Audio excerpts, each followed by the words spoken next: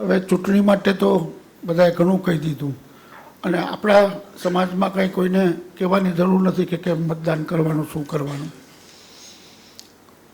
એ પહેલાં હું આવ્યો ત્યારે રેરા વિશે માહિતી ચાલતી હતી. મને બહુ અંગ્રેજી આવડતું નથી, પણ રેરાનો કાયદો લાવવામાં હું સફળ થયો. 1967માં આ કાયદોની રચના કરવા વખતે એ વખતના ગૃહ નિર્માણ મંત્રી હિદાયતુલ્લાહ એમણે શરૂઆત કરી રેરાની. એટલે 67થી 2017 કેટલા વર્ષ લાગ્યા આપ જોઈ લો. 2014 પહેલાં જ્યારે કોંગ્રેસની ગવર્મેન્ટ હતી ત્યારે રેરા માટે એક કમિટી બનાવી, દરેક પાર્ટીમાંથી 2 જણા, એમ ઓલ પાર્ટીઝની મળીને મિટિંગ બોલાવી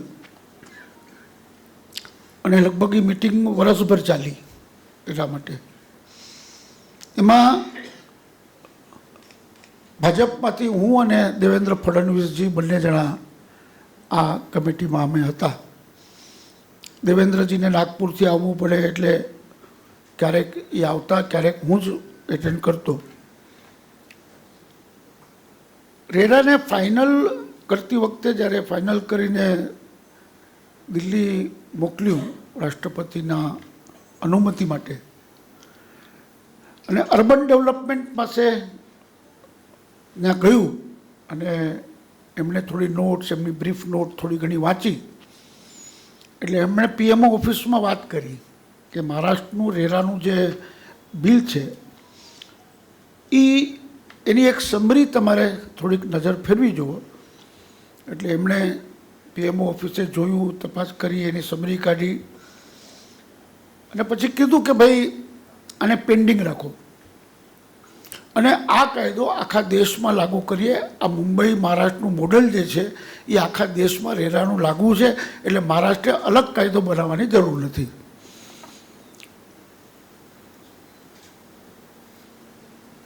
અને આ કેન્દ્ર સરકાર તરફથી બન્યું. એની ફાઇલ મારી પાસે જ હતી અને ગૌતમ ચેટર્જી સાહેબ આમાં ખૂબ મનપૂર્વક કામ કરતા હતા. અને ત્યારે લગભગ ઈસ્ટર્ન વેસ્ટર્નના જે બિલ્ડરો છે, મોટું મોટું કામ કરે છે, સારું કામ કરે છે, જેમણે રેરાને બધાએ જ આવકાર્યું.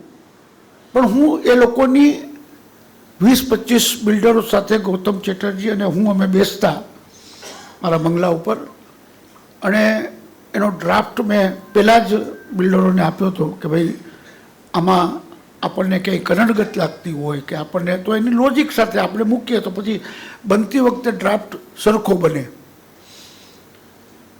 એવી લગભગ 10-15 મિટિંગો થઈ અને એક સરસ મજાનો ડ્રાફ્ટ રજૂ થયો. મારી એક વાત જે માન્ય ન થઈ હું હવે કહેવાનો છું. અને જેમ માન્ય રાષ્ટ્રપતિએ કાલે 51માં આપણા સુપ્રીમ કોર્ટના જસ્ટિસને સોગંદ દેવડાવ્યા, એમ રેરાના પહેલા જસ્ટિસ તરીકે ગૌતમ ચેટર્જીને મેં મારી ચેમ્બરમાં સોગંદ વિધિ કરાવીને એમને ઓઝર કરી. દેશી ભાષામાં બોલીએ તો થોડુંક સમજાય, ને તમારે કોઈકને પૂછવું પડે. અને બહુ ભણેલો હોત તો કંઈ રાજકારણમાં ગયો ન હોત તો પછી હું તમારી જેમ જે કંઈ એમેન્ડમેન્ટ થાય પછી આફ્ટર 2017 જે એમણે કીધું કે પરિપત્રકો ઘણા એમેન્ડમેન્ટ થયા છે. હું ફક્ત એટલું જ કહીશ કે આપણે એક વખત, આ તો ચૂંટણીનો માહોલ છે એ નિમિત્તે આપણે ભેગા થયા છીએ, ઘણા ઇન્ટરેસ્ટિંગ પ્રશ્નો આપણા ભાઈઓ તરફથી પૂછવામાં આવ્યા છે. હું ગૌતમ ચેટર્જીને ગમે ત્યારે આપની સાથે લાવી શકીશ ચર્ચા કરવા માટે, આવી રીતે કરીને. ને અત્યારના જે રેરાનું કામ સંભાળે છે અજય મહેતા, એને પણ હું પ્રયાસ કરીશ કે એ આવે અને આપણે એમની સાથે દિલ ખુલાસ વાતો કરીને જે એમેન્ડમેન્ટ અને જ્યાં ત્રુટિઓ છે, ત્રુટિ રહેવાની જ, કાયદો કોઈ પણ આપણે લાવો, ક્યાંક ને ક્યાંક કામ કરતાં કરતાં આપણને અનુભવ થાય અને એમાં આપણને ત્રુટિ દેખાય કે જ્યાં પ્રોબ્લેમેટિક છે. આપણા જે પણ સોલિસિટરો છે એ બધા પણ આપણને ક્યાંક ને ક્યાંક ગાઈડ કરે અને આપણે એને દૂર કરવાનો પ્રયાસ કરે. હું આજે જ ચેટર્જી સાહેબ સાથે ફોન પર વાત કરીશ અને એમને કહીશ કે ભાઈ 23-24 તારીખ પછી ગમે ત્યારે એક વખત તમે અમને 1 કલાકનો સમય આપો, આપણે બનશે તો અહીંયા જ ભેગા થશું અને અહીંયા આપણે આના માટેની વાત કરીને આપણી રજૂઆત એક વ્યવસ્થિત રીતે કરશું અને એનો માર્ગ આપણે નક્કી પ્રમાણે કાઢશું. હવે રેરામાં લાગુ થઈ ગયા પછી એક વિષય જે છૂટી ગયો, જેનો હું ખૂબ આગ્રહ કરતો હતો પણ કોઈ પણ ટેકનિકલ કારણોસર કયો કે જે કયો એ ન થઈ શક્યો, એ કાર્ય એટલે કે જે રિએપ થાય છે બિલ્ડિંગ્સ, એ રિએપમાં જે ટેનેન્ટેડ છે, ટેનન્ટો છે કે જે રહેવાવાળા છે, એને રેરા લાગુ નથી પડતો. અને જે SRAની યોજનામાં સેલેબલમાં રેરા છે પણ જે ઝોપડપટ્ટીમાં રહે છે એ લોકો માટે રેરા નથી. એટલે ઘણી વખત કેટલાય વિખવાદો આને કારણે ઊભા થાય છે. ઓનરશિપ બિલ્ડિંગ્સ આપણે રીડેવલપ કરીએ તો ટેનેન્ટ છે એના માટેનું રેરા કાયદા કાંઈ નથી, પણ જે નવું પરચેઝર જે છે સેલેબલમાં એને રેરાનો લાભ મળે છે. મારો અર્થ એટલા માટે જ હતો કે ભાઈ સમાજ જે પોતાનું ઘર તોડીને ત્યાં નવું બિલ્ડિંગ બનાવવા આપે છે, રેરાથી બીજું કંઈ નહીં થાય કે હવે તો કામ બધા ઝટાપટ થાય છે એટલે કાંઈ પ્રોબ્લેમ નથી, પણ ઓલાને પણ એમ થાય કે અમારી સુરક્ષા માટે પણ વિચાર કર્યો છે કે કેટલા વર્ષે બિલ્ડિંગ બનાવવું. અમારું વસંત નિવાસ લગભગ 32 વર્ષથી નથી બન્યું, તો હવે નથી અમારી પાસે કોઈ રેરાનું એવું. એવા ઘણા મકાનો છે ઘાટકોપર ગામમાં કે જે 8 વર્ષથી 10 વર્ષથી 12 વર્ષથી 15 વર્ષથી 20 વર્ષથી એમને જ પડ્યા છે, આખું તોડી નાખ્યું છે. લોકો ક્યાં રહે છે ખબર નથી, ભાડું કોઈ આપે છે ખબર નથી, બેહાલ થઈ ગયા છે. એમાંથી કંઈક ઉપર પણ વયા ગયા છે, જે નવા ઘરમાં જાશે એવી સંકલ્પના કરીને ગયા. એની પાછળ સપ્તાહ કરવાની છે જિજ્ઞેશભાઈ આપણે, હા, એટલે એ બધાના આત્માને સદગતિ મળે કારણ કે છેવટી આપણે ઘાટકોપરના પિતૃઓ કહેવાય, બરાબર ને? હા, એમ સર્વ પિતૃ એટલે અમારા ઘાટકોપરના સર્વ પિતૃના શાંતિ માટે આપણે કરવું જોઈએ. તો શું છે, આપણા બધા વિઘ્નો બધા હટી જાય. એટલે મિત્રો આ બાબત માટે તમે એકદમ ફ્રી રહેજો. આ બાબત માટે હું પરાગભાઈને પૂછી અને પરાગભાઈને સાથે રાખીને અમારે જે કરવું છે એ અમે બધું કરીશું. અમે એની ચિંતા તમે નહીં કરો. ત્યારે ભાઈ સાહેબને આપણે બોલાવી લેશું કે તમે પણ આવો અને તમે પણ બેટિંગ કરો, અમે બોલિંગ કરીએ અને ક્યાંક ને ક્યાંક મેચ જીતી જાય એવું આપણે પરિણામ કરશું. કંઈ હવે ચૂંટણી માટે બહુ સમજાવવાની જરૂર નથી સાહેબ, કારણ કે આમાંથી એક પણ જણને નરેન્દ્ર મોદીએ શું કર્યું છે, આ દેશમાં શું શું કામ થયા છે, ઇન્ફ્રાસ્ટ્રક્ચરના કામ થયા છે, ઇકોનોમિકલી ગ્રોથ વધ્યો છે, બધું થયું છે. પણ મહારાષ્ટ્રની આ ચૂંટણીમાં દુર્ભાગ્ય છે કે આપણે વિકાસના કામો માટે આવનારા દિવસોના મહારાષ્ટ્ર માટે, મુંબઈ માટે આપણે વાત કરવી જોઈએ, પણ આપણે એને સેકન્ડ પ્રાયોરિટી હમણાં આપીએ છીએ. કારણ કે લોકસભાની ચૂંટણીમાં જે કંઈ પરિણામો આવ્યા એમાં એક ચોંકાવનારી વસ્તુઓ સામે આવી. એટલે ક્યાંક આપણે વિકાસના મુદ્દાનું રાજકારણ કરીએ છીએ, વિકાસ કરીએ છીએ, વિકાસ થયો છે એવું મારું મત છે. તમારામાંથી ઘણાનો પણ મત હશે કે નહીં, દેશ સારા વિશ્વની અંદર આજે એક મજબૂતીથી ઊભું છે અને આજે ભારત વર્ષની ગણના સારા વિશ્વમાં થાય છે. એની પાછળ નરેન્દ્ર મોદીનો અને દેશની અંદર યોગી આદિત્યનાથનો જે ફાળો છે અને એમાં લોખંડી પુરુષ અમિતભાઈ શાહ આજે ઘાટકોપરની ધરતી ઉપર બપોરના આવે છે. આ લોકોના ફાળાને આપણે નકારી ન શકીએ. ફક્ત દેશ અને દેશ માટે જ વિચાર કર્યો છે. લોકસભાની ચૂંટણીમાં આપણે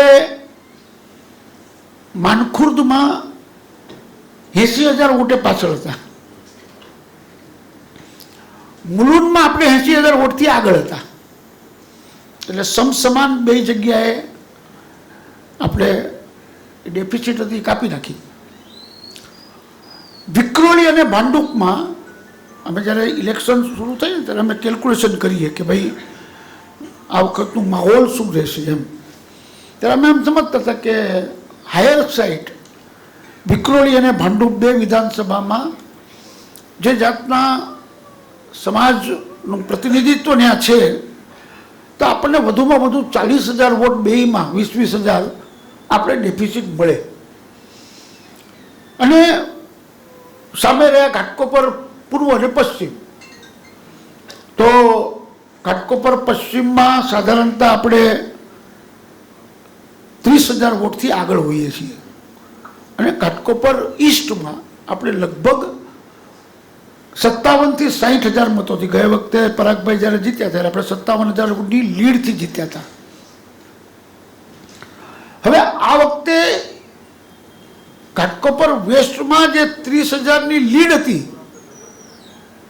એ તો વહી ગઈ પૂરેપૂરી, અને ઉપરથી 15,000 વોટની ડેફિસિટ મળી અને આપણો વિરોધ પક્ષ 15,000 વોટ આપણા આગળ નીકળી ગયા, એટલે 45,000નો ખાડો ને પડ્યો.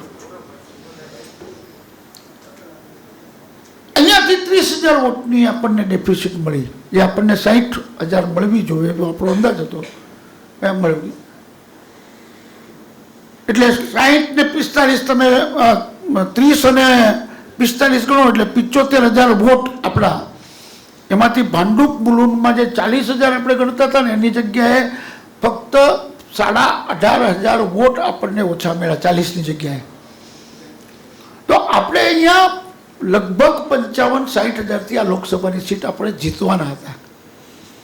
પણ જે કંઈ સમીકરણ બન્યા એના કારણમાં ફક્ત ને ફક્ત આખા મુંબઈમાં જ્યાં જ્યાં અમારા અલ્પસંખ્યાક ભાઈઓની વસ્તી મોટા પ્રમાણમાં છે,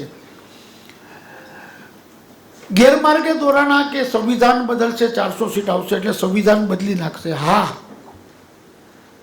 સંવિધાન બદલત, પણ સંવિધાન બદલવાનું કારણ કોઈને મારવા માટે નહોતું, કોઈને હટાવવા માટે નહોતું, કોઈને અહીંયાથી કાઢવા માટેનું નહોતું.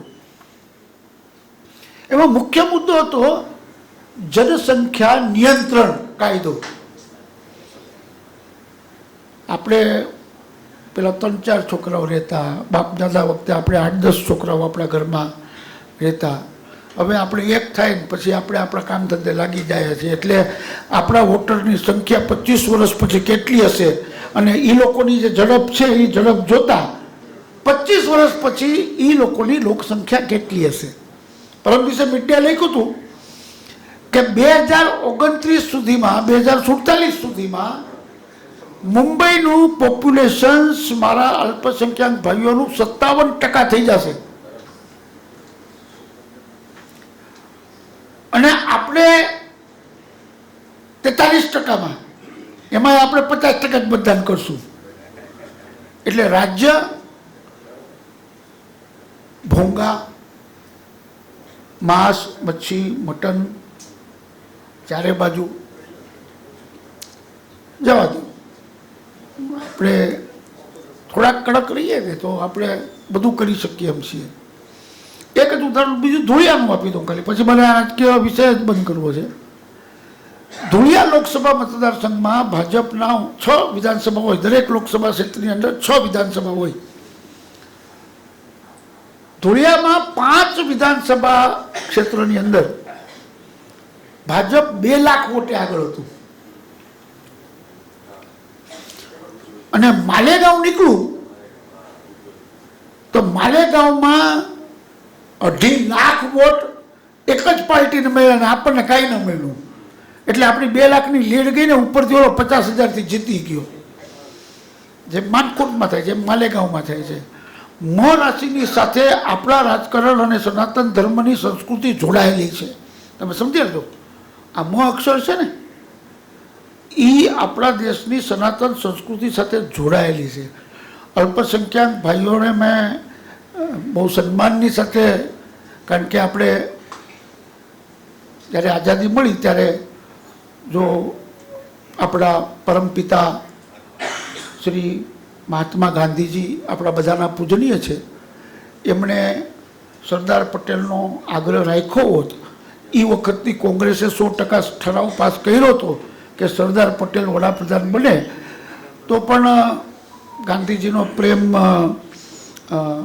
જવાહરલાલજી પર હતો, હોઈ શકે છે, એમાં કાંઈ કોઈને ગમે. નહીંતર એ વખતે જે 17% પાકિસ્તાન વિભાગની અંદર જે હિન્દુ ભાઈઓ હતા, એ બધાને એ લોકોએ મારીને કાપીને હિન્દુસ્તાનમાં મોકલી દીધા.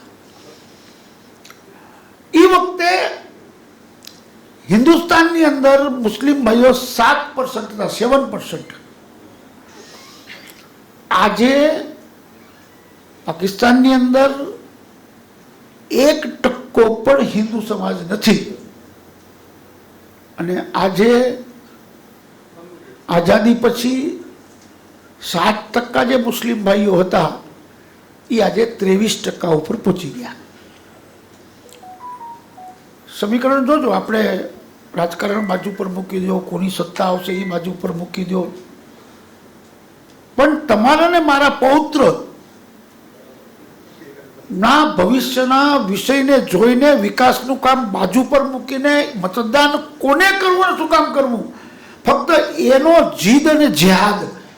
એ લોકોએ લવ જેહાદ કરી, એ લોકોએ લેન્ડ જેહાદ કરી, એ લોકોએ વોટ જેહાદ કરી.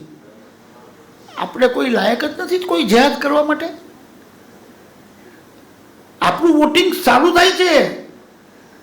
ઘાટકોપરમાં લોકસભામાં એવરેજ 54% મતદાન થયું, પણ એમાં બિલ્ડિંગ એરિયામાં 70-75% મતદાન થયું. હું ના નથી પડતો, પણ સામે એ લોકોનું 90% થયું ને.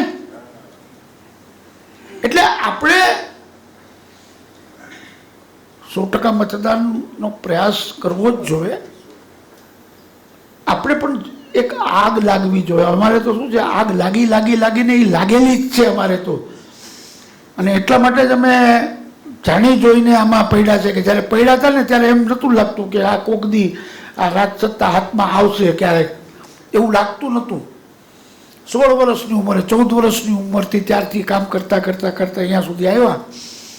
પણ જે દિવસે અટલ બિહારી વાજપેયી બેઠા, નરેન્દ્રભાઈ મોદી બેઠા, અને પછી આ 10 વર્ષનું રાજ્ય જોયું, અનેક રાજ્યોમાં સરકાર બની, ત્યારે એમ લાગ્યું કે ખરેખર આ દેશમાં આ 10 વર્ષનું સરકાર ન હોત, એક બચુકડા એવા પાકિસ્તાનથી આપણે ડરીએ. હાવ નાનકડું. મારી બહેનો બેઠી હતી તો હું ઉદાહરણ આપું કે આપણે એક આરે બધા જો જોરથી થૂંકીએ ને તો આખું પાકિસ્તાન તળાઈ જાય એમ છે. પણ મસ્તી છોડતા જ નથી ને. હવે છેલ્લે 10 વર્ષથી મસ્તી કરે છે. એના બાપની હિંમત મસ્તી કરવાની. ઇન્ટરનેશનલ પોલિટિક્સનો કેન્દ્રમાં ભારત આવી ગયું. આર્થિક રીતે ભારત હવે આવી ગયું. રશિયાને પણ ભારતને પૂછ્યા વગર ચાલતું નથી, અમેરિકાને પણ ભારતને પૂછ્યા વગર ચાલતું નથી, ચાઇનાની ઇકોનોમી ભારતને પૂછ્યા વગર ચાલતી નથી. ભૂખમરો આવશે, લોકો મરી જવાના ચાઇનામાં. સૌથી મોટી માર્કેટ હિન્દુસ્તાન છે. હવે એમાં દોસ્તી આપણે ટ્રમ્પ ચૂંટાઈને આવ્યા,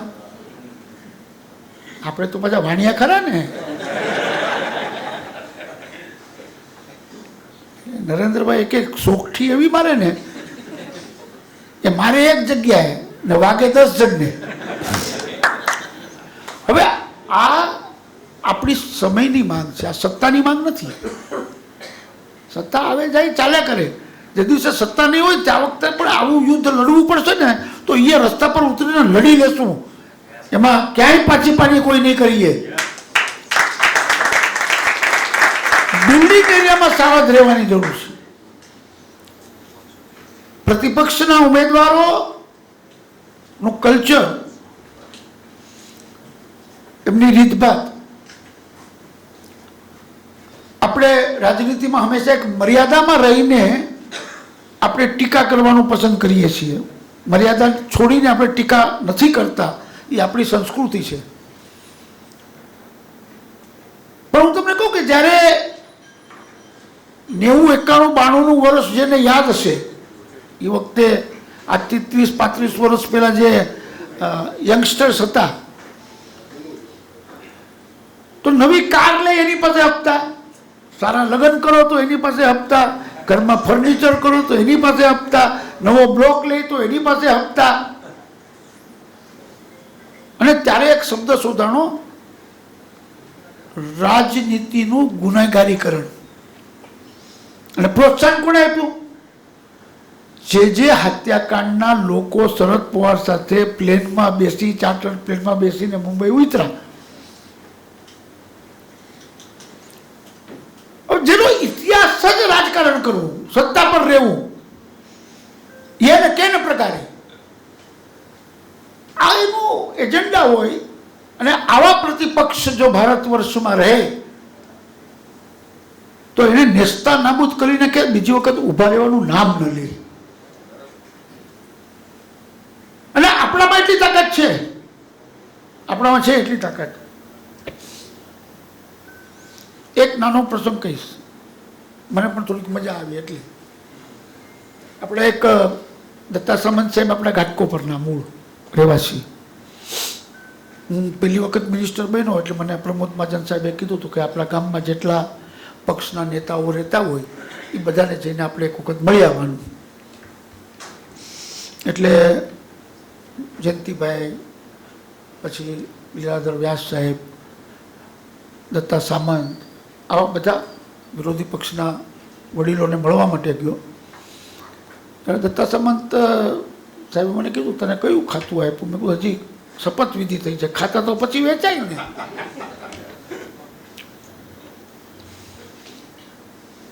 એ દત્તા સામંત છે ને, આપણે પેલા ચાંદીવલીમાં પથ્થરતોડ કામદારોની સાથે યુનિયનમાં ડૉક્ટર તરીકે, ડૉક્ટર માણસ યુનિયનમાં કઈ રીતે આવ્યો?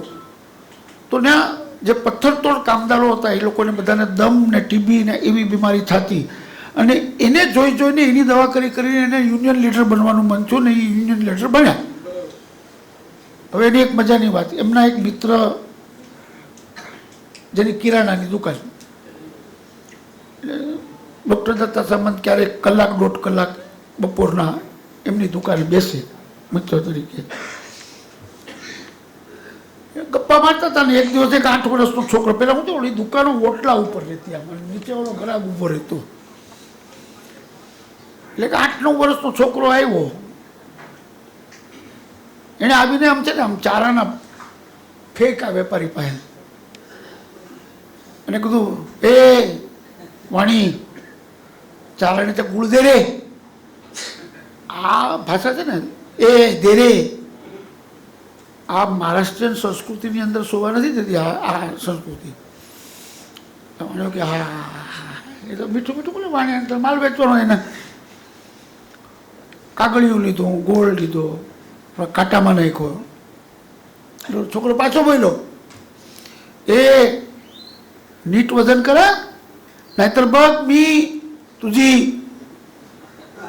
આગળ મારે મર્યાદા છે ને કે બોલવું કેટલું કેમ.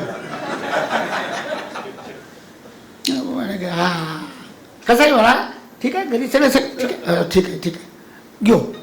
દત્તા સામંત કે ઓલા વાણિયાને કે, તું કેવો માણસ છે, 8 વર્ષનો છોકરો તને અરે તું રે કરે, તને એને જે ભાષામાં તારી યારે વાત કરી, તું એને ગોળ આપતો હતો, એ તને બોલતો જતો હતો, અને તું હસતો હસતો પડીકું બાંધીને તું આપી ગયો. તો કે હા સાહેબ, એ જે કહી ગયો વાક્ય, જે હું અહીંયા બોલ્યો નથી, કે ચારણાનો ગોળ આપ, નહીં તો હું તારી, એ જે બોલ્યો ને, તો વાણિયાએ દત્તા સામંતને કીધું, એ ખાલી બોલીને ગયો, મેં ચારાણાનો ગોળ બિયાનાનો આપ્યો અને મેં મારી લીધી.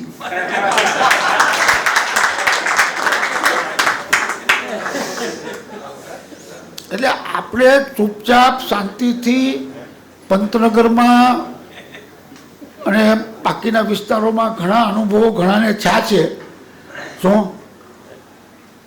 અને એ બિઝનેસમાં બિલ્ડરો પાસે ખાડો ખોદાવાનો, બિલ્ડિંગ તોડાવવાના કામ, એક્સેલેશનના કામ, આ કરે છે 4 મુસ્લિમ ભાઈઓ જ, અને અમારા જેવા પોલિટિશિયનો એના દલાલ છે. આ ગુંડાગીરી, આ જે કોઈ આ નેસ્તા નાબૂદ કરવું છે આ ગામમાંથી, એક પણ વેપારી ભાઈને કોઈ પણ જાતની તકલીફ પડે અમે શું કામ તકલીફ થવા દઈએ? આખી જિંદગી જેથી અમે સત્તામાં નહોતા તેથી તમે અમારી હારે હતા, એટલે અમારે તો આખી જિંદગી તમારી હારે રહેવાનું. એ અમે ઓલા 7 ફેરા ફરે ને એમ અમે તો આખી જિંદગી જન્મો જન્મ સુધી અમારો તમારો નાતો રહેવાનો છે.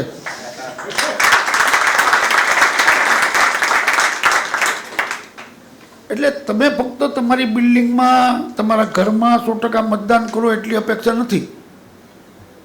અમારી અપેક્ષા છે કે આપણે બધા આપણા વિસ્તારમાં બહાર જે ટેબલ લાગેલા હશે આપણા, એ બધા ટેબલ ઉપર પણ તમે આંટો મારો દિવસભર. એક દિવસ સવારના 7 થી સાંજના 5 વાગ્યા સુધી છે ને અમે પણ ઓલા પડીકામાં જમી લઈએ છીએ, જે આવે વડુપાઉં આવે કે જે કાંઈ આવે એ તમે ખાઈ લેજો, પણ મતદાનમાં કસર નહીં કરતા. નહીતર લોકસભા વખતે જે રીતે આપણને થોડુંક મનમાં દુઃખ થયું એવું દુઃખ ઘાટકોપર માટે થશે ને તો એ આપણને નથી ચાલવાનું. પરાગભાઈ માટે કંઈ કહેવાનું છે જ નહીં, એમના જીવન માટે કંઈ કહેવાનું નથી. સ્પષ્ટ છે, સ્વચ્છ છે, એક્ટિવ છે, એગ્રેસિવ છે, અવેલેબલ છે, અને હવે તો અમે બધા સાથે છીએ.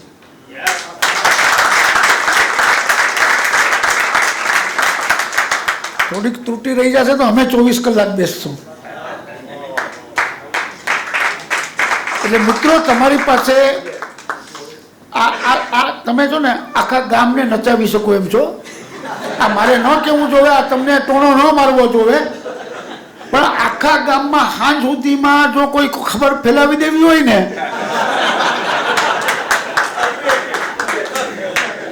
આનું પાનું ફરી ગયું છે ભાઈ, ધ્યાન રાખજો.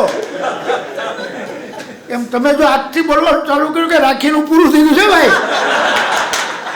હા હવે તો બધા આવી ગયા એક બાજુ એક પેદાનમાં. તમે આજે હાંડા કહેશો ને તો કદાચ કાલ સાંજ સુધીમાં તો એ ઘરે બેસી જશે કે હવે આમાં કઈ આપણે પ્રચાર કરવા જેવું છે જ નહીં. આ 100-150 માણસનું જ કામ છે. આમાં બધા મોટી લડાઈ લડવાની જ ન હોય. આપણે એકબીજાના કાનમાં કહી દે ભાઈ બસ. તો મિત્રો ઘણા અનુભવો છે તમારી સાથે રહીને, તમારો સહયોગ ઘણો છે, અને એટલી ઉર્જાઓ આપણને મળે છે આપ સૌ થકી. અમે પણ અમારો ઉર્જાનું આદાન પ્રદાન કરીએ છીએ. આપ સૌને વિનંતી છે કે આપણે આ વખતની ચૂંટણીને જરાક પણ ઢીલી નહીં સમજતા. આપણે એક સાથે એક અવાજે કૂદી પડીને ખુલ્લસથી આ વખતે વોટ જિહાદ હિન્દુની કેવી હોય છે એ દેખાડે. ધન્યવાદ.